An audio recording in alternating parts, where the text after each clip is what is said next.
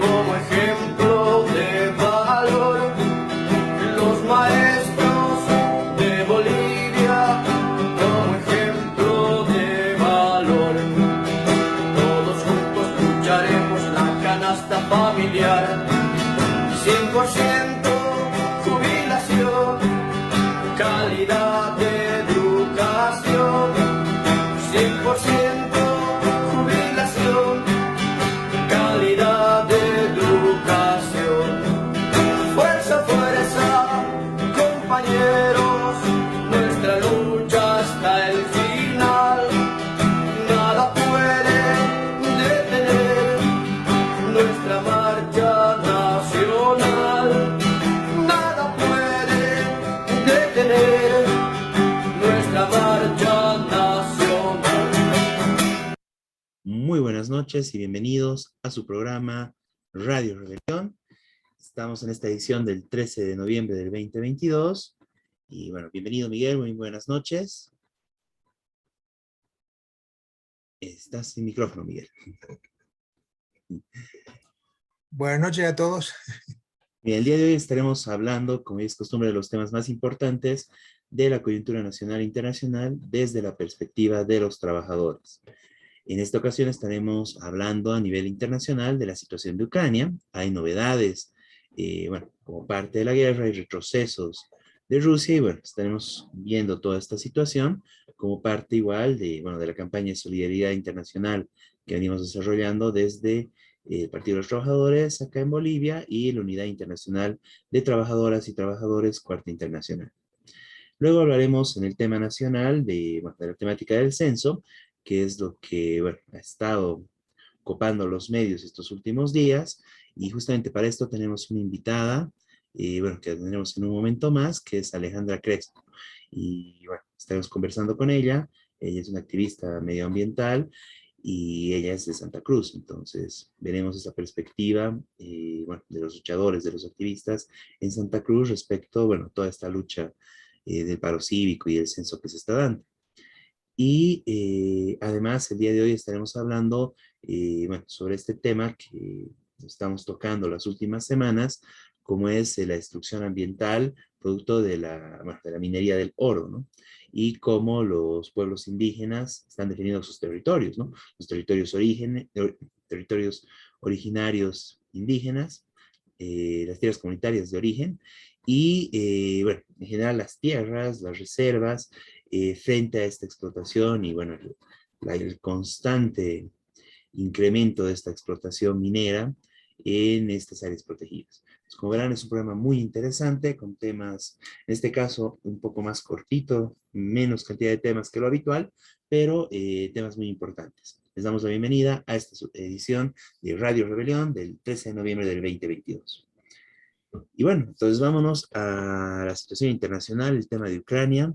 Miguel, hay retrocesos de Rusia, Ucrania recupera territorios. Bueno, sí.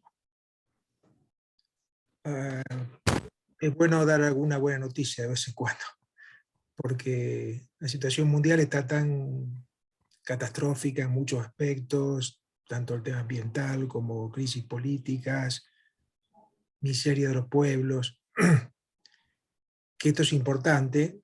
Ya muchos meses después del principio de año, de febrero, que invadió Rusia Ucrania, ahora ya hace como un mes empieza a haber retrocesos rusos y ya, en este momento perdió la ciudad de Gerson en el sur de Ucrania.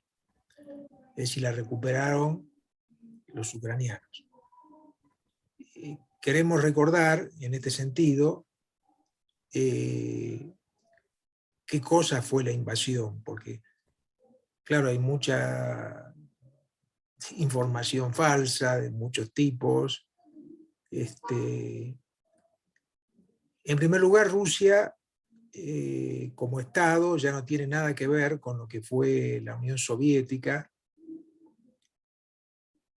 Desde los 90 hubo una restauración capitalista, y ya en el siglo XXI se consolidó bajo el gobierno de Putin un régimen semidictatorial, y de carácter imperialista, es decir, que aspira a expandir el capitalismo ruso como mínimo en los territorios que antes eran de la Unión Soviética. Entonces, claramente es un país imperialista, y la invasión de Ucrania responde a esta expansión imperialista. Esto, por supuesto, hay polémicas, hay sectores que han apoyado la invasión con el criterio de que era contra Estados Unidos, que quería invadir Rusia. En el caso de Bolivia, por ejemplo, Evo Morales dijo que apoyaba la invasión rusa. Pero bueno, obviamente esto es una falsedad. Ucrania es un país independiente, semicolonial, con los problemas que tienen los países pobres, relativamente pobres. Y hubo una gran movilización popular para defenderse de la invasión rusa. Obviamente también el otro relato era que Occidente, Estados Unidos, era parte de la guerra. No es así. Sí dio ayuda militar a Ucrania, pero no hay tropas norteamericanas ni europeas en Ucrania. Es más, cuando empezó la guerra, más bien Estados Unidos le dijo a Zelensky, que es el presidente de Ucrania, que se fuera, que le daban refugio a ellos, que no había problema. Es decir, dejaban hacer a Rusia. Bueno, el hecho es que la guerra y la movilización del pueblo ucraniano fue produciendo fenómenos muy interesantes, por ejemplo, la crisis del ejército ruso, deserciones masivas. Rusia ha sido obligada a hacer convocatorias de reclutamiento de 300.000 personas. En Rusia hubo deserciones, gente que escapó. Mucho descontento, manifestaciones en contra de la guerra. Es decir, está claro que el pueblo ruso en gran parte no le interesa esta guerra. Al revés que el pueblo ucraniano, que se ha movilizado, se han incorporado decenas de miles de voluntarios, han formado una especie de milicias, digamos, de resistencia. Esto provocó que Rusia se fuera deteriorando en la guerra. Y hoy ha tenido que retroceder en las últimas semanas, y ahora perdió la ciudad de Gerson, al sur de una de las ciudades importantes de Ucrania, al sur de Rusia. Esto es importante. Comunidad internacional de trabajadores y trabajadores, Cuadra Internacional, estamos en contacto con sindicatos ucranianos, sobre todo trabajadores ferroviarios y mineros, que se han movilizado, que han mandado voluntarios al frente, que se han armado para enfrentar esta invasión. Próximamente habrá una misión de ayuda, digamos, a estos trabajadores que están en lucha. Pero bueno, obviamente la guerra no terminó, la invasión no terminó. Los trabajadores ucranianos tienen otros problemas, que es el mismo gobierno de Zelensky, que ataca los derechos laborales. Es decir, esto es un capítulo abierto, pero, como digo, este avance hay que llamarlo así, hay que festejarlo como un avance del pueblo ucraniano. En las guerras, en todas las guerras, importa mucho la voluntad popular, no es lo mismo, digamos, una guerra impuesta por un país imperialista. El caso, digamos, típico fue, el caso histórico, la guerra de Vietnam, donde Estados Unidos perdió una guerra contra un país pequeño, pobre, por la heroicidad y la resistencia de sus habitantes en Vietnam. Bueno, esto ocurrió también en otros lugares. Estados Unidos perdió en Afganistán, por ejemplo, perdió en Irak. Bueno, ahora Rusia está perdiendo esta guerra. Esto es positivo. Eso no quiere decir que haya abandonado la invasión ni nada por el estilo. Por eso hay que seguir la campaña internacional de apoyo al pueblo ucraniano, su resistencia, exigiendo la retirada definitiva de las tropas invasoras rusas. Esto sería, digamos, el informe de Ucrania y seguiremos informando en próximos programas. Bueno, para graficar un poco, digamos, lo de, bueno, los avances, digamos, de Ucrania en este último momento, ¿no? Para verlo brevemente. Bueno, esto es Ucrania, esta imagen que tenemos acá. Entonces, bueno, inicialmente la invasión llegó hasta cerca de Kiev, etcétera, ¿no? Pero en los últimos meses se ha recuperado esta parte de acá, ¿no? En Kharkov, ¿no? Lo que fue del último mes, que es un área grande, como se puede ver, ¿no? Es un espacio bastante amplio que fue recuperado por Ucrania. Y este es el área de Kherson, que actualmente, bueno, abandonaron las tropas rusas y Ucrania está recuperando, ¿no? Para verlo de más cerca, es todo este espacio, ¿no? Y es una de las, es la única ciudad importante, ¿no? Que había conquistado en la invasión Rusia y que, bueno, ahora la abandonó y es recuperada por Ucrania, ¿no? Entonces, realmente eso muestra, bueno, un avance de la resistencia y, bueno, es una victoria del pueblo ucraniano, ¿no? Y recalcar eso, ¿no? Que, como bien dices, Miguel, el problema es de que en los medios de comunicación aparece como si Rusia, pero como si Estados Unidos, Europa estuvieran totalmente jugados a que gane Ucrania, ¿no? Pero en los hechos no es así, ¿no? E incluso, bueno, antes de que empiece la contraofensiva ucraniana que les permitió recuperar estos espacios que estamos viendo, no sé, incluso ya había voces de distintas personalidades de Europa, como que ya de dejar de apoyar, de que no se está logrando nada, etcétera, cuando su apoyo igual sigue siendo bastante modesto, ¿no? No se están jugando una verdadera victoria, ¿no? De Ucrania, sino básicamente bueno, a jugar con Ucrania para debilitar un poco a Rusia, ¿no? Entonces, en ese marco realmente es la poderosa resistencia del pueblo ucraniano lo que ha cambiado un poco la situación de la guerra, ¿no? Y permitir que haya ese tipo de retrocesos, porque estamos hablando de un país, bueno, semicolonial, relativamente pequeño, con problemas económicos, con un país, entre comillas, podríamos decir normal, ¿no? Un país, claro, más grande que Bolivia, pero tampoco tan lejos, digamos, de nuestra realidad, ¿no? Claro, con un poco más grande y con un poco más de riqueza, ¿no? Pero que se está enfrentando contra la segunda, una de las grandes potencias mundiales, ¿no? La segunda potencia nuclear y bueno, que Rusia prácticamente vive de exportar armas, ¿no? Además del gas y otras cosas.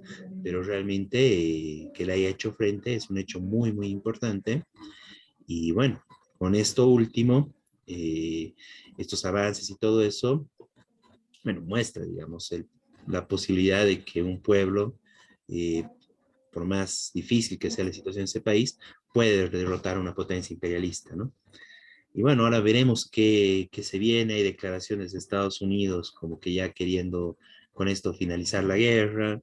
Y bueno, no se sabe, ¿no? Esto cambió muchas cosas, se habló tantas cosas constantemente, pero bueno, es una situación donde nuevamente se están abriendo al diálogo, eh, pero nuevamente, o sea, esto solo sería pensable, solo se puede explicar, digamos, esta situación que sigue existiendo, incluso Ucrania, y que, bueno, se ha logrado toda esa resistencia y hayan aguantado todos estos meses de guerra, solo por bueno, el ímpetu del pueblo ucraniano, del pueblo trabajador, su movilización, su resistencia, que realmente se empeñaron en no abandonar su país, no dejarlo todo en manos del imperialismo ruso, y bueno, eso es lo que está dando sus resultados, ¿no? Y como bien dices, Miguel, incluso con problemas con su propio gobierno, porque es un gobierno de Zelensky que tampoco está al servicio del pueblo trabajador, ni mucho menos, ¿no? Entonces, más bien, justamente aprovecha esto para atacar derechos laborales, conquistas laborales que están establecidas, ¿no? Entonces realmente es muy importante y es, bueno, un hecho que es muy importante para los pueblos del mundo, esta solidaridad, bueno, este proceso de lucha del pueblo ucraniano. Y bueno, se está pensando, bueno, se va a realizar como parte de la Unidad Internacional de Trabajadoras y Trabajadores una, bueno, un nuevo apoyo, un nuevo envío de solidaridad a los compañeros de Ucrania, ¿verdad, Miguel? Sí, eso es, se va a hacer la próxima semana, digamos. Claro. Bueno, entonces, como parte de eso, igual nos sumamos a esta solidaridad y al apoyo internacional que se está llevando a Ucrania, ¿no? A los trabajadores, a la izquierda ucraniana. Bien, vamos al tema nacional. Ahora sí le damos la bienvenida a nuestra compañera Alejandra Crespo. La compañera Alejandra Crespo, que es, bueno, es de Santa Cruz, es y bueno, ya la conocimos en algunos videos anteriormente porque es parte del movimiento de lucha en defensa del medio ambiente allá. ¿Cómo estás, Alejandra? Muy buenas noches. Muy Bienvenida. buenas noches a todos, muchas gracias por la invitación y bueno, acá presta para debatir un poco sobre la situación nacional que creo nos preocupa bastante a todos, ¿no? Sí, muy cierto. Bueno, bienvenida y bueno, empecemos, ¿no? Coméntanos cómo se ve, cómo ves tú desde allá, desde Santa Cruz, todo este, bueno, todo lo que es el paro cívico, la lucha que se está desarrollando por el censo, y hoy en día, hoy se está realizando un cabildo que, si bien puede levantar las medidas de lucha, pero también puede votar nuevas y ampliación del paro cívico, huelgas de hambre, no se sabe, ¿no? ¿Cómo lo ves tú? ¿Qué nos puedes comentar, Alejandro? ¿Cuál es tu posición Bueno, sobre todo esto? sí, la verdad que la situación aquí en Santa Cruz es bastante tensa, ¿no? Creo que todos estamos con una tensión mayor, incertidumbre y preocupación de lo que pueda pasar porque son 23 días de paro. 23 días que no nos olvidemos hubo cercos al departamento de Santa Cruz, tanto para el tema del abastecimiento de alimentos como el tema de combustible que hasta ahora se normaliza. Entonces han sido días muy conflictivos, muy preocupantes para todos los que vivimos aquí en el departamento, ¿no? Ya la expectativa de ver qué pasa con el Cabildo, que justo en estos momentos estaba viendo las imágenes que hay muchísima gente. La verdad no pensé que iba a ir tanta gente, con toda la represión que ha habido en los últimos días por parte de la policía, de forma brutal también, pero creo que eso justamente ha dado fuerza a este paro, ¿no? Este paro que empezó por la consigna del censo 2023, que creo que la gente, más allá de entender la implicancia de este cambio de fecha, creo que representaba más el descontento hacia el gobierno central y hacia la realidad concreta, ¿no? Y obviamente los líderes cruceños, que siguen siendo los del Comité Cívico, a pesar de muchos de nosotros, canalizan ese descontento a través del censo, ¿no? De la demanda por el censo. A mi modo de ver, este paro no hubiera sido tan largo si es que el gobierno no hubiera tomado medidas tan drásticas de represión y en este caso medidas inhumanas, a mi modo de ver, que nunca pensé que se iba a dar, el tema del cerco, ¿no? Entonces, en vez de hacer de que se vaya diluyendo el paro cívico, que podría haber pasado, porque realmente la situación económica después del paro del 2019, de la pandemia, no es la de las mejores en ninguna parte del mundo, mucho menos en Bolivia, se podía haber diluido esta iniciativa. Pero al tomar esta medida el gobierno hace que la gente más bien se indigne más y salga más a las calles. Entonces le dio fuerza al paro cívico. El gobierno alimenta las posiciones del comité cívico y así creo que los del comité cívico a las posiciones del gobierno para también distraer un poco de lo que pasa también en el país y que no se habla, ¿no? Como el tema de la entrega de las áreas protegidas a los mineros, a los cooperativistas, que si bien para los que trabajamos en el tema no es algo nuevo, porque ya con la ley, el nuevo Código Minero que lanzó Evo Morales años atrás, el 2017, si mal no recuerdo, ya en ese momento nosotros dimos la voz de alerta, pero no sonó mucho en frente a la opinión pública, donde Evo Morales no solo entregaba las áreas protegidas a los cooperativistas o al sector minero, a las transnacionales mineras, sino que también entrega un recurso fundamental para la humanidad que es el agua. ¿no? Quitando derecho a las comunidades de poder decidir sobre el destino de sus fuentes de agua y de los procesos de consulta. Es más, en ese código se señala y se penaliza a quienes protesten contra cualquier actividad minera. Entonces hay la penalización a la protesta, la entrega del agua y la entrega de las áreas protegidas. Y esto ya se viene hace años, simplemente lo están operativizando con el gobierno de Arce, Choquehuanca. Entonces, estas medidas son gravísimas, gravísimas, y no se habla mucho o se habla muy poco. Y no nos olvidemos también que días antes del paro cívico estuvo acá la ministra Prado, reunida con el agronegocio, donde se negó, para nosotros estaban habiendo ya un tema de tira y afloje, y se negoció la introducción de otro evento de prueba de soya transgénica, del HB4, que ha sido rechazada a nivel mundial por los terribles impactos asociados a agroquímicos fuertísimos, peores que el glifosato. Entonces estas cosas no se hablan, ¿no? Entonces nosotros vemos que el gobierno, al generar estas medidas de presión, que lo realizan, creo, solo en épocas de guerra. Yo no he visto un gobierno que cerque a una región, que lo deje sin alimentos, que lo deje sin combustible, una represión de tal magnitud como la que se ha llevado acá en Santa Cruz por parte de la policía. Ha hecho que la gente, bueno, como decía, salga con más fuerza, y ha hecho que también la oposición se alimente, obviamente, con estos argumentos para ir en contra del gobierno, y el gobierno nuevamente entre, ¿no?, en la disputa de regionalismo, racismo, discriminación, etcétera, etcétera, y se vayan alimentando los unos a los otros, donde obviamente el pueblo boliviano, en este caso el pueblo cruceño, es el más afectado, ¿no? Y muchos quisiéramos que se levante, la verdad, el paro por las implicancias que ha significado, pero también lo que yo noto con la gente que hemos compartido, con la gente que tenemos llegada y qué sé yo, que es tanta la indignación que existe ahorita frente al gobierno, que mucha gente quiere seguir con el paro. Y es justamente porque el gobierno arremetió de una forma insospechada, a mi modo de ver, de este gobierno, contra el pueblo cruceño, ¿no? Entonces estamos en ese tira y afloje de dos potencias o de dos grupos que al final se alimentan, se nutren, pero por abajo van transando, ¿no? Por abajo van transando y la gente no visibiliza eso todavía. Muchas gracias, digamos, por esa lectura, Alejandro.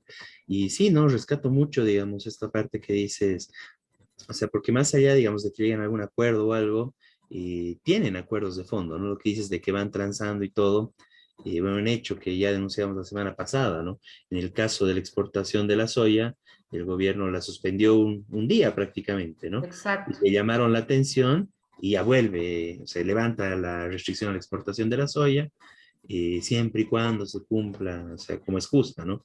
Claro, o sea, al Local. final los campesinos y los pequeños productores, los productores agroecológicos, nos hemos visto afectados por el cerco, porque los que estamos ligados a la producción agroecológica no hemos podido hacer llegar nuestros alimentos a la ciudad por el cerco, pero ellos han seguido exportando su soya y sus cosas y no ha habido ninguna afectación. Entonces, se muestran opuestos, pero por debajo realmente están transando. No nos olvidemos que el gobierno de Arce Choquehuanca lanzó el decreto de arancel cero de los agroquímicos con la excusa de la guerra, justamente. Entonces, los beneficios que da este gobierno al sector del agronegocio es inmesurable, ¿no? Y no nos olvidemos que en su momento también la ministra Chacollo, que en ese momento era ministra, fue galardonada en la Fexpo Cruz por el sector del agronegocio por todos los beneficios que habían recibido, que ni en la época de Banzer lo habían recibido, ¿no? En el gobierno de Evo Morales. Entonces eso la gente no lo ve, no lo percibe, pero vemos, ¿no? Lastimosamente que este descontento del pueblo cruceño, que obviamente es válido en el sentido de que ellos ven con el censo de que pueda resolver problemas como educación, salud, vivienda, básicos que deberían estar resueltos por los ingresos que percibe Bolivia, y así lo entiende la gente. Al no haber una dirección que realmente represente los intereses populares, caen en unos u otros, que al final a ellos no les interesa realmente los intereses, ¿no? de la población, los intereses populares, ni al sector cívico, ni mucho menos al gobierno. Entonces, esa es la preocupación que hay, que este descontento de la población no sea canalizada en una verdadera lucha popular donde se garantizan las premisas del pueblo en general, ¿no es cierto? Y vemos también de que el sector, porque obviamente así como en el gobierno hay un abanico de posiciones y hay divisiones, etcétera, también en la oposición, en este caso en Santa Cruz, hay corrientes que son más conservadoras que otras, y esas posiciones más conservadoras y radicales de derecha, obviamente ya están mirando a otros puntos que no es el censo. Y eso también es cierto, ¿no? Ya se está pasando a otros temas que no se tocaron en un momento, y ahí están el tire y aflojo de ambas vertientes o posiciones de ver cuál es la que se va imponiendo, ¿no? Pero el pueblo al final de cuentas, al medio, afectadísimo desde lo económico, porque no nos olvidemos que el 82% de la población boliviana vive en la informalidad, ¿no? O sea, solo el 18% percibe sueldos y salarios mensuales y tiene beneficios sociales. Y obviamente un paro significa una gran pérdida, ¿no? Y no nos olvidemos que los bancos siguen lucrando. Eso justamente hablamos con compañeros, la importancia de exigir ahora de que las cooperativas de agua, de luz, también se pongan y no estén cobrando agua y luz. O sea, ver por esos temas, el tema bancario, etcétera, porque al final el pueblo es el que se pone, y como decíamos, el agronegocio no se pone, la banca no se pone, las cooperativas de servicios no se ponen, ¿no es cierto? Entonces se vienen días muy complicados todavía.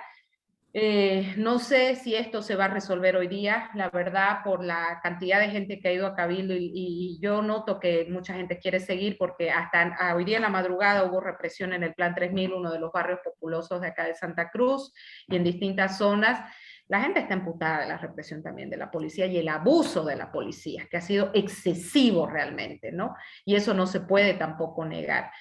Entonces, realmente preocupados, ¿no?, con la situación, y esperando de que se pueda canalizar este descontento para reivindicaciones populares. Y otro tema que nos preocupa y que no se menciona es el tema de que los aportes de los trabajadores ahora ya estén en manos del gobierno, ¿no? Eso es algo que tampoco se ha hablado mucho, que obviamente el gobierno, ante la crisis económica que se tiene galopante, las bajas reservas que se tienen como país y que se están acabando los ingresos por exportaciones, etcétera, etcétera, etcétera, le está brincando los aportes de los trabajadores. Y eso es gravísimo. Entonces, de estos temas se deberían hablar, ¿no?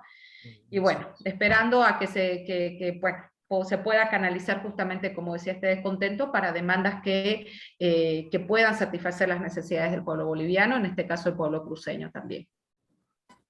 Muy bien, muchas gracias, Alejandra, ¿no? Y es muy importante que haya este tipo de posiciones con tanta lucidez también allá, ¿no? En Santa Cruz, ¿no? En medio de, bueno, porque al fin y al cabo, en el resto del país, todo está bastante tranquilo, ¿no? El centro y todo el conflicto es Santa Cruz, ¿no?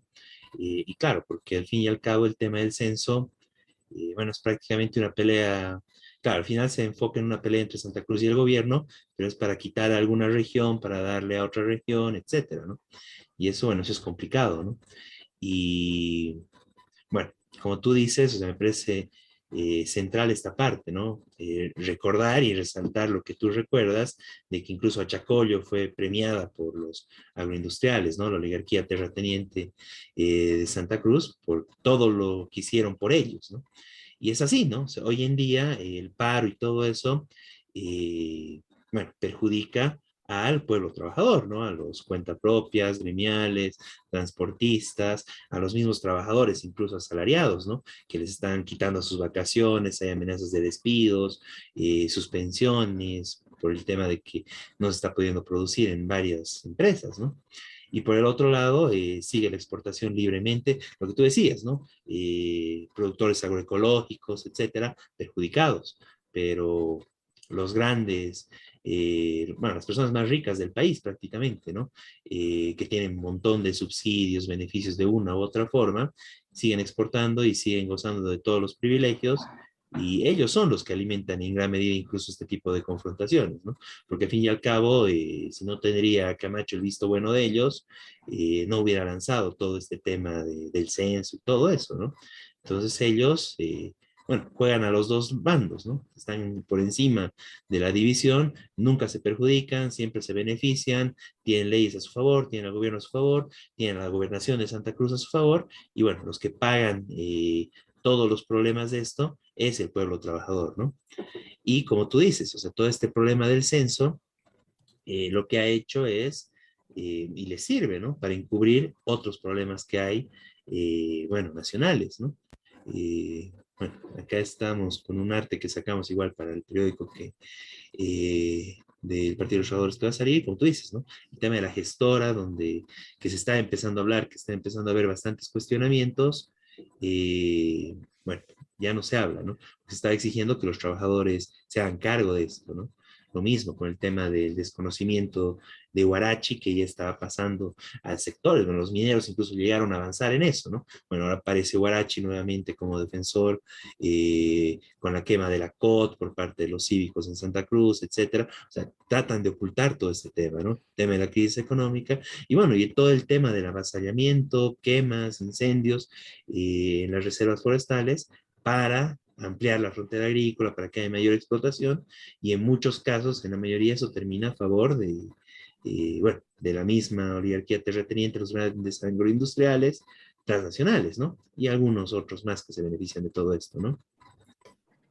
Sí, pero solo un poco resaltar el tema de la violencia que se gestó hace 2 días, bueno, todos los días hay violencia acá, sobre la Federación de Campesinos. Ya se demostró sí que fue un autoatentado, y eso también yo creo que es importante. A veces creo que le dan demasiada relevancia a Camacho, la verdad, del poder que puede llegar a tener aquí en Santa Cruz. O sea, yo creo que a diferencia de los paros cívicos del 2008, 2009, la gente tiene otro empoderamiento, y eso tampoco hay que subestimar, ¿no? No es que la gente sigue porque Camacho esté.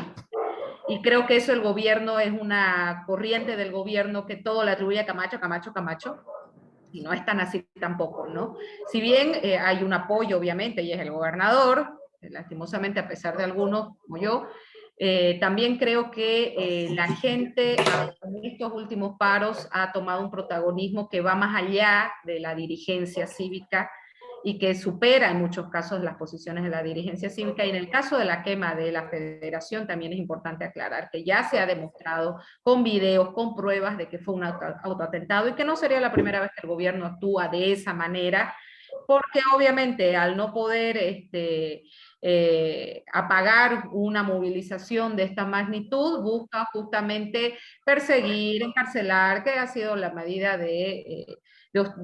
bueno, de represión del gobierno del MAS durante años, ¿no? Entonces, eso creo que es importante, ¿no?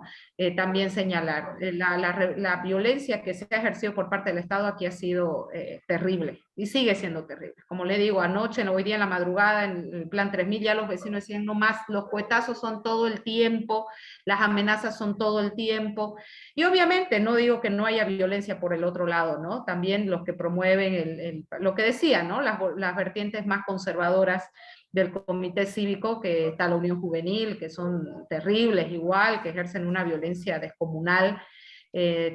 Ambos juegan a ese tipo de medidas, pero también creo que no hay que sobredimensionar la influencia de Camacho. Eso creo que es importante también señalar. Bien, muchas gracias, Alejandro. Bueno, claro, no es solo Camacho, ¿no? Como tú dices, son varios sectores conservadores que están ahí, ¿no? Y como tú dices, además tienen diferencias entre ellos, están peleando, incluso tienen bastantes puentes con el MAS, ¿no? Bueno, ahí hay las denuncias de que un sector que ya se... Claro, pues el asesor de Camacho era el asesor de Evo Morales. Claro. Aunque él se lo niegue, que todos dicen, ¿por qué se lo niega si todos saben que es así? Como decía Carlos Valverde, decía, ¿qué le pasa a Camacho que niega algo que todos sabemos que es cierto? Que deje de mentir. Y es cierto, todos saben que pues, es su asesor. Y bueno, son la misma cara, distinta cara de la misma moneda, perdón, al final de cuentas. Lo que sí, digamos, ahí habría que discutir un poco más igual, ¿no? Bueno, más allá del hecho en concreto, porque en general yo considero que sí fue justamente como parte del discurso de odio que se está manejando por ambos sectores, es lógico que se pueda llegar a hacer este tipo de actos, ¿no? que ya hubo, por ejemplo, en Cochabamba igual, ¿no? Llevando, en el mismo Santa Cruz, llevando a la Federación Campesina la basura, digamos, ¿no? Porque se está evitando eso. Entonces, un paso más allá, como parte de la represión y de toda la violencia que se está generando en ambos lados, y el discurso de odio que se maneja, ¿no? Es lógico que pueda haber sectores radicalizados que puedan llegar a hacer este tipo de hechos, ¿no? Sí, sí hay una vertiente obviamente que se alimenta de eso, ¿no? De ambas partes. O lo mismo, bueno, con la situación de la Central Obrera Departamental, ¿no? Que, bueno, ahí se entraron y sacaron y votaron las cosas, ¿no? Sí, ahí sí, porque, bueno, el flaco Borda, saben todo lo Claro, que representa este tipo, ¿no? Y sus exactamente. lacayos. Pero Pero el bueno, hay problema- que más bien ver de cómo rescatar estas organizaciones. El mismo comité cívico, hablo, ¿no? La COD, el comité cívico, o sea, que realmente representen a la clase trabajadora en el caso de sí. la COD y el comité cívico a todos los sectores populares. Por Ujú. ejemplo, ahora que la universidad tenga una voz más presente, me parece importante, pero obviamente no es tan conservadora como los otros y ahí ya se ve divisiones, ¿no? Pero sin duda el comité cívico no representa a los cruceños en su totalidad. Y ahorita la CODE está totalmente cooptada por el MAS, ¿no? Entonces, también eso es importante, ¿no? Rescatar justamente estas organizaciones de lucha y ponerlas al servicio de los intereses de las amplias mayorías, ¿no? Claro. Incluso lo mismo con la universidad, ¿no? Porque, bueno, todos los problemas que hubo en la universidad y justamente es donde más se han ido recortando derechos estudiantiles, ¿no? Y sirve de Oh, modelo para otras exacto. universidades para decir, hay que hacer como Santa Cruz, ¿no? Que los estudiantes tengan cada vez menos voz, ¿no? Y bueno, hay Sí, un montón de sí, problemas en la hay que universidad. rescatar con la autonomía, porque muchos dicen hay que quitar la autonomía universitaria. Nosotros partimos de que no, hay que rescatar justamente la universidad en manos de Hay las que recuperarla camarillas, más bien.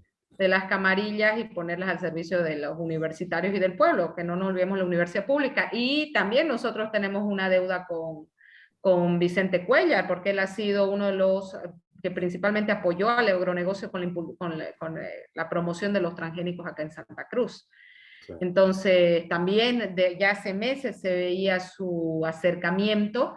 Sin embargo, en este momento de conflicto se ve una diferencia también entre esto que decíamos, ¿no? Las posiciones más radicales de los del Comité Interinstitucional. Y obviamente ahí la línea de Camacho es la más conservadora, ¿no? Bueno, veremos entonces en qué queda este tema, pero bueno, rescato, ¿no? Esa coincidencia central de que, bueno, este tema del censo, este tema del conflicto, no es el principal problema del país y que más bien está sirviendo para tapar eso, ¿no? Y es necesario discutir los principales problemas del país. Como tú dices, los problemas económicos, de salud, de educación, empleo, el tema de, bueno, todo Agua. el agua, el tema de todo el problema que se está generando igual con las reservas forestales, la invasión por parte de la minería, con las quemas, y bueno, se ha anunciado que ahora hay nuevamente quemas, incendios en Tarija, bueno, eso es de todo el tiempo, digamos, ¿no? Y esto ayuda a encubrir eso, ¿no? El tema de la gestora, tenemos otros casos de persecución política muy duros, ¿no? Como lo que pasa con la de Coca, lo que pasa con el Terrible, magisterio urbano también, terrible. entonces, bueno, todo eso se está encubriendo con esta problemática del paro cívico y el censo, y más bien es nuestro deber que eso esté por encima, ¿no? Claro Sería que otra sí. cosa que hay un paro cívico por esos temas, por ejemplo, ¿no? Pero, Claro, pero al gobierno le viene de perilla que esté este conflicto, pues, ¿no? claro, Están felices, están chochos de la vida, porque ocultan, reaniman todo, revivan todos estos discursos racistas, regionalistas, bueno, se alimentan, ¿no? Lo que decíamos hace rato, ¿no? Y se exactamente. tapan todas las cochinadas que está haciendo el gobierno, ¿no? Ujú. Muy bien. Bueno, muchas gracias, Alejandra. Te pido que te quedes un momento más, ¿no? Porque ahora vamos a hablar del tema, bueno, justamente de la defensa de los pueblos indígenas respecto a cómo se está atropellando con la explotación minera, ¿no? En reservas forestales, en reservas, en las tierras comunitarias de origen de los pueblos indígenas, en comunidades. Y tenemos a la compañera Ruth Alipas, que nos va a hablar sobre esto, y tal vez podrías comentar también un poquito sobre esto más adelante, Alejandro. Claro Pues que sí, vámonos. haré todo lo posible. Ok, entonces le damos la bienvenida a la compañera Ruth Alipas, Cookie de la Contioca. Compañera, muy buenas noches, bienvenida a Radio Rebelión. Sí, muchas gracias Humberto y Miguel por la invitación a este espacio para Ujú. hablar de un tema por demás de preocupante, no solamente para los pueblos indígenas, sino también para toda la sociedad civil, ¿no? Así que gracias. Bien, bienvenida. Bueno, Ruda Lipas es dirigente indígena de la zona, justamente de la Amazonía, donde más se ha ido explotando este tipo de temas, y es parte de Contiocap, ¿verdad? Sí, bueno, en la región de donde está mi territorio, que es la Ujú. cuenca del río Beni, el río Tuich y el río Quiquibé, soy miembro de la Mancomunidad de Comunidades Indígenas de los ríos Beni, Tuich y Quiquibé, la organización que justamente ha liderado la lucha contra la construcción de las represas en Palachepete desde el 2015 hasta ahora. Y pues como Contiocap, como Coordinadora Nacional de Defensa de Territorios Indígenas, Originarias Campesinas y Áreas Protegidas en Bolivia, venimos denunciando, bueno, todo tipo de avasallamientos en las áreas protegidas, que, ojo, no son reservas solamente forestales, sino que son reservas de vida, de biodiversidad, de agua, de hábitats, ¿no? Es decir, bueno, toda forma de vida que existen en estas áreas medicinales, demostrado durante la pandemia que también es una fuente de medicina natural, etcétera, etcétera. Entonces, cumplen una función vital, no solamente para quienes estamos cerca, sino para todos los que necesitamos agua y oxígeno para vivir, ¿no? Entonces, desde esa perspectiva, pues la Contiocap viene denunciando el avance, la invasión de las exploraciones petroleras, como en Tariquía, la continuidad del plan de colonización del Timnis, porque la carretera ha continuado construyéndose. En el tema, bueno, en la región de Santa Cruz también, la construcción de varias centrales hidroeléctricas en la cuenca de Rositas. Y bueno, en mi región, últimamente la minería que ha ingresado, que nosotros ya lo veníamos denunciando desde 2018 con la Contiocap y la Mancomunidad, de que megaproyectos como las hidroeléctricas iban a acelerar procesos de extractivismo como la minería, porque tienen que sacar los metales antes de que se inunde, ¿no es cierto?, el río. Entonces, pero la pandemia también ha sido un factor fundamental para que eso se haya visto mucho más acelerado con el tema de la reactivación económica, ¿no? Del país, y de que es la única actividad actualmente, como que ya no tenemos gas para vender, entonces sustituyen esos ingresos con la minería. Entonces, el gobierno dice es la primera actividad del país. Entonces, frente a esos intereses, pues nuestros territorios indígenas y las áreas protegidas quedan a expensas de privilegios mineros, ¿no? Que creo que eso es lo que vamos a tocar ahora, analizar un poco lo que también es la ley minera. Sí, muy bien, muy linda introducción, muchas gracias, Ruth. Y justamente vamos a ese tema, ¿no? Porque actualmente está en un proceso de lucha en defensa de estos territorios indígenas, originarios, áreas protegidas, frente al avasallamiento de la minería, ¿no? Está muy claro, digamos, y es muy importante, digamos, toda la lucha que se hace justamente contra las represas, de explotación hidrocarburífera, y bueno, pero justamente producto de toda esta problemática nacional, ese decreto que se firmó con los cooperativistas, y bueno, que ya venía de antes, igual, se está pasando una explotación mayor por parte de, bueno, empresas mineras, a veces disfrazadas como cooperativas, a veces no, y que se está avasallando tierras, ¿no? Y están en este momento en un proceso de lucha y resistencia, ¿no? Coméntanos, por favor, sobre toda esta situación. Sí, no, es justamente como tú mencionas, la defensa del territorio de los ríos, que para nosotros los ríos son esenciales para nuestra existencia, ¿no? Es decir, son medios de comunicación, son medios de producción de alimentos. Estoy hablando de sus riberas donde producimos nosotros los alimentos para consumir. El río en sí nos genera también alimento como son los peces. Y bueno, agua en muchos casos que las comunidades, la mayoría de las comunidades carecen de servicios básicos, todavía se bebe agua de río en nuestras comunidades, entonces bueno, son fundamentales para nuestra existencia. Nosotros no podríamos existir sin ríos. Y estos ríos están siendo pues están siendo avasallados por las empresas mineras, como tú ya bien dices, supuestamente pequeñas cooperativas mineras que les sirven de fachada a grandes empresas chinas, brasileras, colombianas, entonces que se van asociando también a nivel de las comunidades. Entonces utilizan a las comunidades, las cooptan, las compran para poder penetrar hacia los territorios, ¿no? Entonces esa es una estrategia de avasallamiento que utiliza la minería. Entonces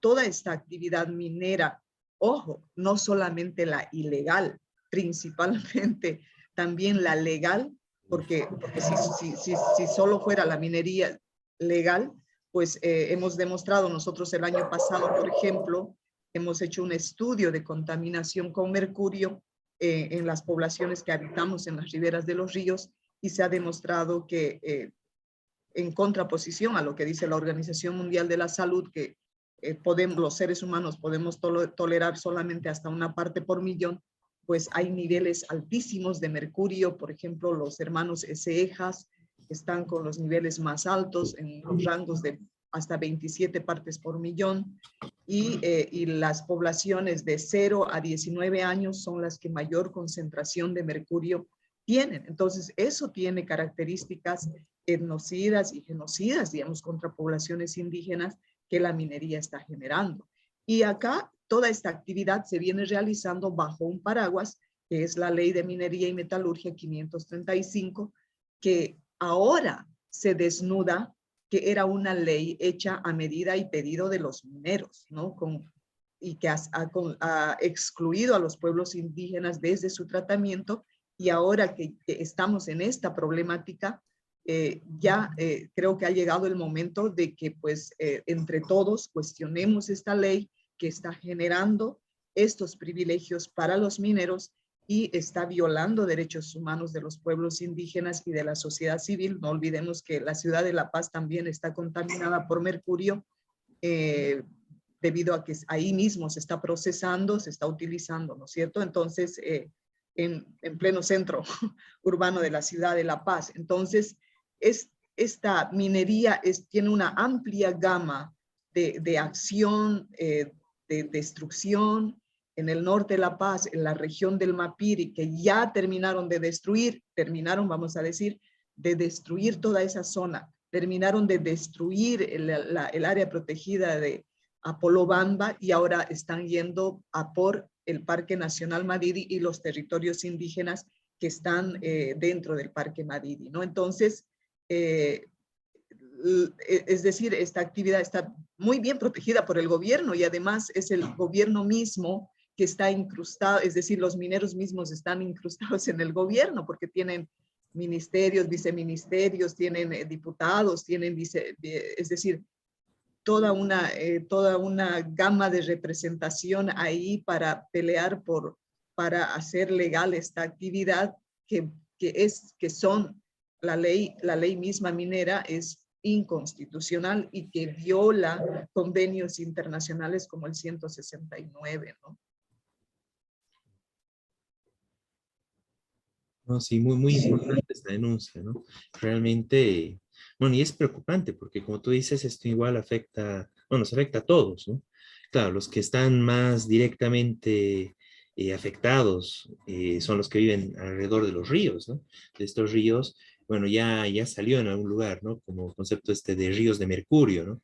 Porque realmente es gravísima la contaminación que hay ahí, y bueno, los que están alrededor, los que tienen su actividad de vida alrededor de estos espacios son los más afectados, pero nos afecta a toda la población, porque es hasta en los alimentos, bueno, de todo tipo, ¿no? Bueno, muchas gracias, Ruth, por este informe en general. Conversemos un poco más, ¿no? Y estamos con Miguel, también Alejandra Crespo, compañeras, bueno, deseas participar, hacer alguna pregunta o dar alguna opinión sobre este tema. Y bueno, Miguel, también. Sí, no, yo quería preguntarle a Ruth cómo ve el acuerdo porque el gobierno parece que son expertos en hacer shows, porque hicieron todo un acuerdo retirando. Primero, hicieron un acuerdo con los mineros diciendo que autorizaban las áreas protegidas, que explotaran nomás, y después, a la semana, o creo que 8 días, hacer un acuerdo con una organización indígena de La Paz diciendo, no, el otro acuerdo está anulado. Que aparentemente, claro, uno dice, bueno, qué bien. Evidentemente tiene que ver, por supuesto, con la presión de la lucha indígena, ¿no es cierto? Pero ¿cómo ves eso? Suena más a show, porque ¿cómo puede ser? ¿No se habían enterado ellos de los problemas?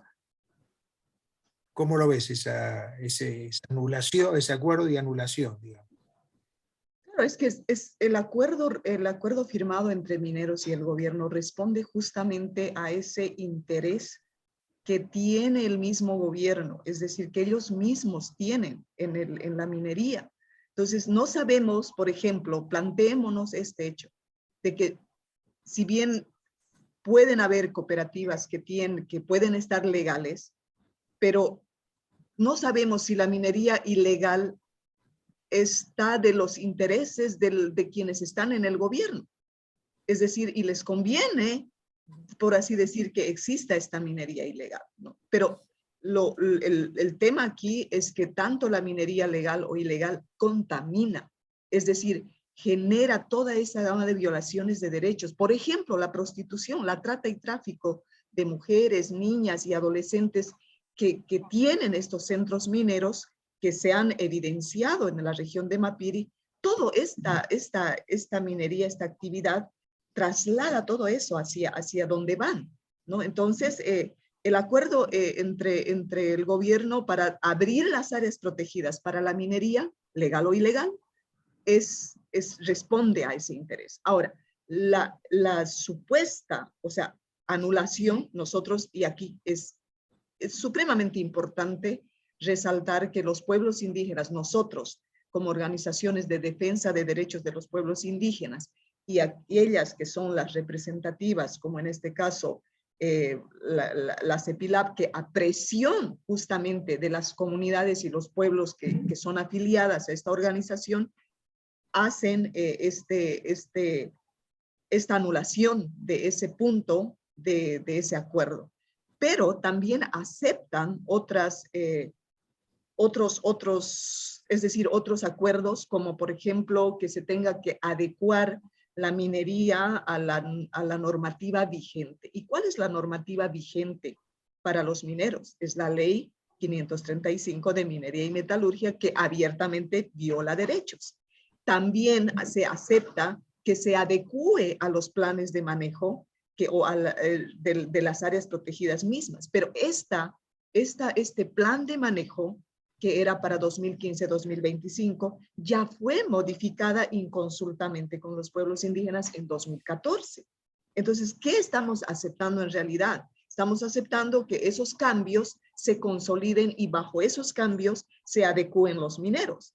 Entonces, lo que deberíamos más bien es cuestionar, pedir una auditoría de ese nuevo plan de manejo que ya hicieron en 2014 y ver cómo han llegado a ese consenso de cambiar las zonas, de ampliar las zonas, es decir, para el extractivismo, ¿no? Entonces, eso es lo que a nosotros nos preocupa.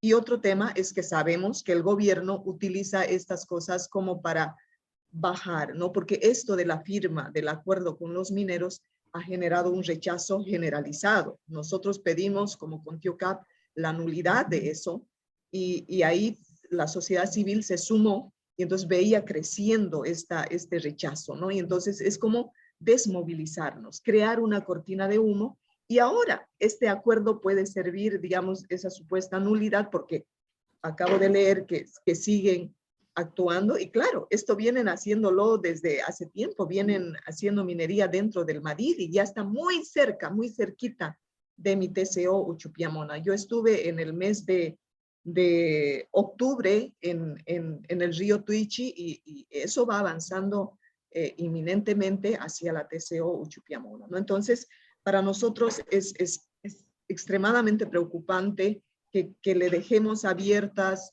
otras puertas y ventanas a consolidar ya procesos ilegales como el cambio del plan de manejo como la ley minera misma, su reglamento, etcétera, etcétera. Entonces, y que el gobierno todo lo utiliza para lavar su imagen. Entonces, ahorita tiene mucha presión internacional por el tema de la contaminación con mercurio, y entonces va a decir, bueno, yo estoy respondiendo a lo que los pueblos dicen, ¿no? Y por detrás, por debajo, justamente como decía Alejandra, detrás de la cortina se van haciendo otros acuerdos y se continúa con la actividad, ¿no? Entonces, eso es lo que para nosotros encierra. Y hay otro elemento, y disculpen que me extienda en este punto, pero, por ejemplo, dice, después de la nulidad, de anular supuestamente el acuerdo con los mineros, el ejecutivo del CERNAP, don Teodoro Mamani, dice, es que habían empresas que ya tenían derechos preconstituidos antes de la creación del Parque Nacional Mariri.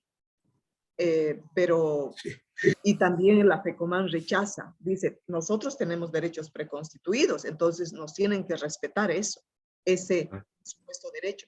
Pero, ¿será que, a ver, toda concesión no es perpetua, tiene una naturaleza de vigencia, ¿no es cierto? Entonces, nosotros estamos exigiendo actualmente que se sepa, es decir, que nos digan cuántas empresas mineras existían antes de la creación del Parque Nacional Mariri, que hayan tenido esas concesiones, y cuál era la naturaleza, por cuánto tiempo era. ¿No será que había fenecido como el 94 o 95 mismo, o el 2014 y no sé? Y entonces aceleraron esto de la ley minera para revitalizar, digamos, dar continuidad a esas concesiones, pero eso nosotros como población civil, no solo como pueblos indígenas, necesitamos conocer. Deberíamos saber, deberíamos exigir que nos transparenten sobre estos supuestos derechos preconstituidos. Y no hay derechos preconstituidos privados sobre derechos colectivos. Ese es otro elemento. Es decir, nosotros, los pueblos indígenas, de acuerdo a la Constitución Política del Estado, el artículo 2, por derecho preexistente, tenemos derecho al territorio, entonces no puede violarse ese derecho colectivo por un derecho privado como sería el de los mineros. No, y hasta violándose lo mismo de la Constitución, ¿no? Que establece, bueno, la utilidad social, ¿no? Y en este caso es absurdo, digamos, respetar un acuerdo, una concesión privada que destruye todo, claro, es realmente absurdo, digamos, ¿no? Pero es muy dura esta situación, ¿no? Acá tengo una imagen, por ejemplo, que sacó el CEDIP, donde se muestra, es un poco ya antigua, pero como ya estaba, digamos, toda la situación, prácticamente por donde van los ríos del país hay contaminación de mercurio, ¿no? Y esto es, bueno, de hace varios años. Hoy en día esto ha debido incrementarse muchísimo más. Y como tú dices, no toda La Paz está marcada por esto, y claro, toda la región de la Amazonía, ¿no? Y básicamente van avanzando por todos los ríos, ¿no? Prácticamente nuestros ríos se están volviendo en espacios contaminados, y centralmente por la minería, ¿no? Por la minería de oro, ¿no? La minería aurífera, como dice acá.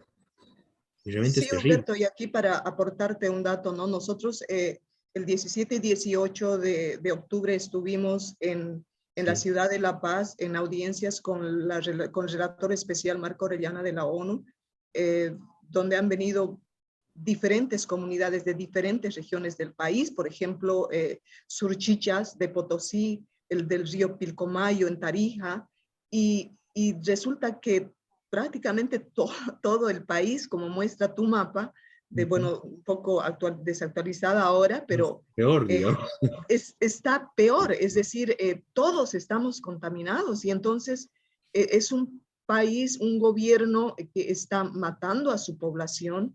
Y he visto una presentación también donde, por ejemplo, lo que están ocasionando es quitarle la vida útil a la población boliviana, porque están generando enfermedades, están generando discapacidades. Por ejemplo, los hermanos Esejas reportaban ya que gente de 30 años está con problemas de discapacidad, hay mujeres que Ellos decían, nunca antes había abortos en nuestros pueblos y solo en este mes habían 3 abortos. Entonces, ya las comunidades van asociando esa problemática de salud, muchas manifestaciones, a la contaminación que está habiendo, pero también no nos engañemos, ¿no? Las poblaciones urbanas también han venido consumiendo pescado que viene de la Amazonía, han venido, no nos hemos dado cuenta, pero estaban procesando mercurio ahí mismo en las ciudades. Es decir, el gobierno verdaderamente tiene que asumir su responsabilidad de cuidar a la población, a toda la población indígena o no, ¿no? Y no favorecer a un solo sector que es su principal aliado económico y político, ¿no? Claro, muy cierto, ¿no? Y que tampoco, digamos, cumple una verdadera función social, ¿no? Básicamente es una, bueno, lo que quedó después de la relocalización de los mineros, y bueno, para darles alguna forma de vida, pero no tiene sentido, ¿no? A costa de todo esto y además, bueno, es uno de los sectores donde menos derechos sociales, en el caso de los cooperativistas, ¿no? Se respetan, o sea, se violan un montón de derechos sociales, hay denuncias de trabajo infantil, y además, bajo la lógica de estas cooperativas, se camuflan, como tú bien decías, ¿no? Empresas transnacionales, Brasil, Colombia, chinas, que explotan a lo que quieren, ¿no? Y que a nombre de cooperativas pagan muy pocos impuestos y están destruyendo el país, ¿no? Están destruyendo nuestros ríos, están destruyendo la vida, digamos, ¿no? Bueno, toda nuestra reserva ecológica, ambiental, de ecosistema, la biodiversidad, y están destruyendo la vida humana, ¿no? La vida de comunidades, y bueno, como lo señalas, ¿no? Bueno, el tema de la paz, pero bueno, no solo en La Paz, ¿no? O sea, en todo lado, como tú dices, por el consumo de pescado, incluso de algunas verduras, bueno, al fin y al cabo, todo pasa por los ríos, todo crece gracias al agua, y eso es lo que se está destruyendo y contaminando acá, ¿no? Y bueno, y eso es... Algo irónico es que los mineros dicen, ¿no? Nosotros, las comunidades quieren hacer minería porque no tienen escuelas, no tienen hospitales y pues años de devastación en la región de Mapiri, Guanay y todo eso, ni siquiera las carreteras de acceso son medianamente aceptables, ¿no? Hace un año nosotros recorrimos esa zona para ver, comprobar esa devastación y los caminos de acceso es como podrías imaginarte que podrían ser carreteras asfaltadas, digamos, que lleguen desde Caranavi hasta esos centros mineros, pero no, lo que ves es solamente devastación, destrucción, y yo no he visto escuelas, no he visto universidades, no he visto hospitales en Mapiri o en Guanay. O sea, lo que he visto es un mercado para la minería, lo que he visto son bares, lo que he visto es esa fachada de los bares y detrás la prostitución y todo aquello. Es una degradación social, una degradación natural de los ríos, de las montañas, de los bosques y la contaminación que está generando, ¿no? Entonces, y ahora dicen que las comunidades quieren porque no hay escuelas. Y es como ellos nos van a dar escuelas, ellos nos van a dar, o sea, no podemos seguir cegados. Bolivia es un país que ha sido saqueado en toda forma minera y los departamentos tradicionalmente mineros como Potosí y Oruro son los departamentos más pobres. Entonces, no nos podemos seguir tragando el cuento de que la minería es una actividad que nos va a sacar de la pobreza y menos a los pueblos indígenas. Lo único que deja la minería es devastación social, natural y todo tipo de devastación. Y miren, ojo, que algo que ha pasado inadvertido es también el tema del impuesto, ¿no? Que ellos han quedado en 4.8%, pero todos los demás otros sectores tienen que pagar IT, IUE, y IVA y todo lo demás. Y ese sector que está saqueando, está destruyendo, tiene el privilegio de pagar solo 4.8% de impuestos. Exactamente, ¿no? No, realmente, no es muy importante lo que dices, ¿no? Pero, bueno, quisiera aprovechar para hacer un comentario al respecto. O sea, obviamente, digamos, toda la explotación minera y sobre todo si es con esa lógica extractivista, es para que se lleve toda la riqueza del país, salga la riqueza, ¿no? Y es lo que hemos vivido justamente, como tú dices, en Potosí y Oruro, pero al menos, digamos, en esa época, con la Comibol, etcétera, se lograba, digamos, generar cierto movimiento económico, inversión por parte del Estado. Bueno, así fue, ¿no? Así fue que prácticamente de Comibol se fomentó el crecimiento de Santa Cruz y lo que es hoy en día Santa Cruz, ¿no? Que prácticamente le debe mucho la ciudad de Santa Cruz a, bueno, a toda esa historia. Pero la actual ley minera no tiene esa lógica, tiene una lógica de las concesiones mineras cortas, prácticamente de saqueo, ¿no? Es como que alguien se saca por un periodo corto la lotería y van a sacar todo lo que puedan para aprovechar en ese momento, sin un futuro, sin una perspectiva, y eso es lo que genera todo ese movimiento que tú dices, ¿no? Que es pues una situación de, bueno, de degeneración humana, ¿no?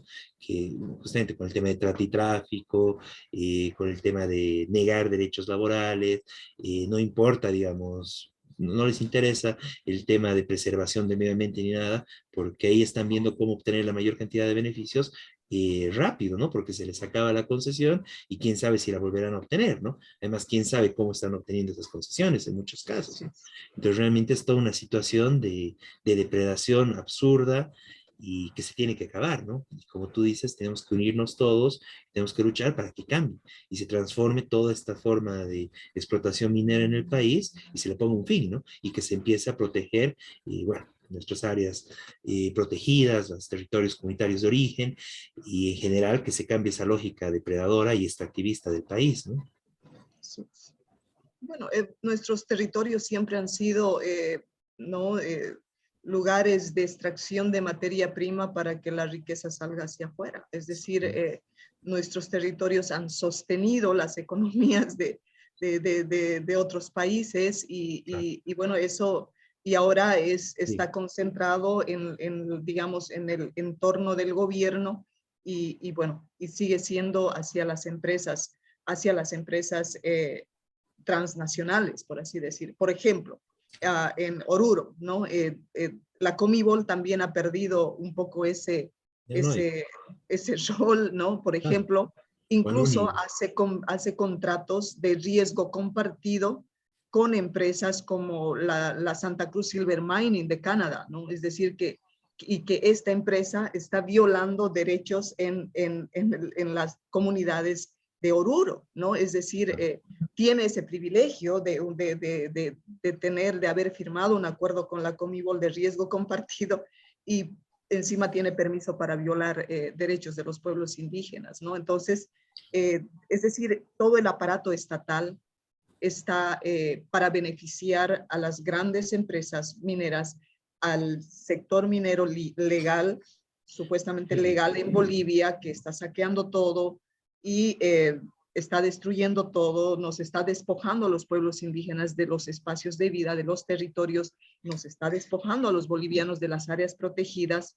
y ese sector legalmente o ilegalmente está yendo contra el interés de todos los bolivianos. Entonces, ¿pero dónde se origina este problema? Es en la ley minera, ¿no? 535. Y esa es la ley que tenemos que atacar entre todos, pedir, exigir que se revise, pedir nulidad o pedir derogación de ciertas partes de esa ley. Entonces, solo así vamos a poder verdaderamente ejercer derechos en Bolivia, tanto indígenas como derechos humanos de la sociedad civil. Plenamente de acuerdo, Ruth. Bueno, Ruth, no sé si tienes algunas palabras ya de cierre y para ir concluyendo esta parte, pero muy, muy importante, digamos, toda la denuncia y todos los datos que aportas, ¿no? Y que, bueno, lo vamos a difundir, ¿no? Desde este espacio, no es necesario, ¿no? Y es necesario que todos los trabajadores del país, todo el pueblo en general, se unan en esta lucha, ¿no? Porque es algo que nos afecta a todos, ¿no? Sí, yo simplemente quisiera resaltar, por ejemplo, que la anulación del acuerdo entre los mineros y el CERNAP, que son dos partes, es decir, solo dos organizaciones del Estado, como el CERNAP y el Ministerio de Medio Ambiente, porque también han firmado la AHAM, o sea, el acuerdo con los mineros ha participado la AHAM, la ABT, el CERNAP, varios ministerios, y en la anulación solo han estado el Ministerio de Minería y Medio Ambiente y el CERNAP, ¿no? claro, este no es un acuerdo civil entre partes, esto es un acuerdo con el Estado que tiene responsabilidades, ¿no es cierto? O sea, es decir, yo no me puedo firmar un acuerdo con un sector privado cuando tengo responsabilidades con todo el país, con toda la sociedad civil, con todos los derechos de los pueblos, de todos, ¿no? Entonces, desde esa perspectiva, nosotros como pueblos indígenas, los pueblos desde las comunidades han ejercido presión a la CEPILAB para que puedan tomar acciones y se pueda llegar a esta anulación. Pero, y también es importante resaltar que tanto las organizaciones de defensa de derechos como nosotros, como las representativas y así como otros sectores de la sociedad civil, estábamos en consenso y unidos en una sola posición, de que ese acuerdo entre los mineros y el gobierno era nulo de hecho, ¿no? Entonces creo que eso es algo que hemos logrado en unidad y creo que es un ejemplo de unidad y tenemos que seguir en ello, ¿no? Tanto pueblos indígenas y sociedad civil, creo que ha llegado el momento. Realmente esta ley nos está haciendo mucho daño, la ley minera 535, y la tenemos que exigir su revisión, ¿no? Entonces, y si nos unimos en torno a eso, creo que no hay vuelta atrás, ya no podemos seguir tolerando lo que permite esta ley. Entonces, lo que tenemos que hacer es, entre todos, presionar ahora para que se revise y se revise esos supuestos derechos preconstituidos. ¿Quiénes eran? ¿Cuántos eran?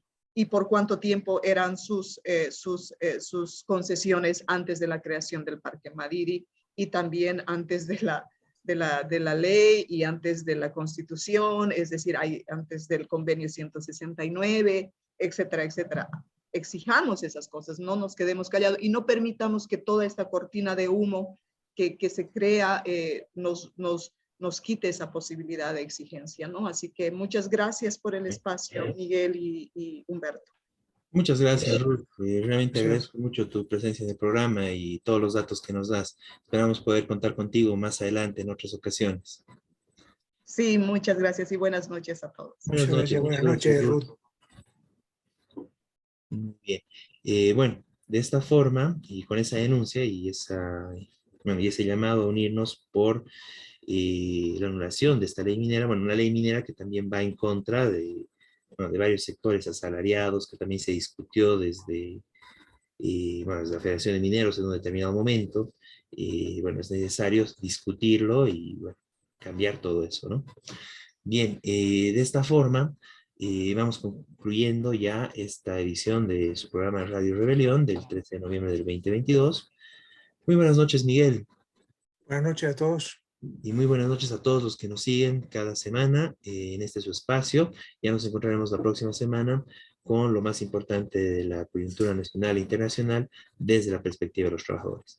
Muy buenas noches a todos y hasta entonces.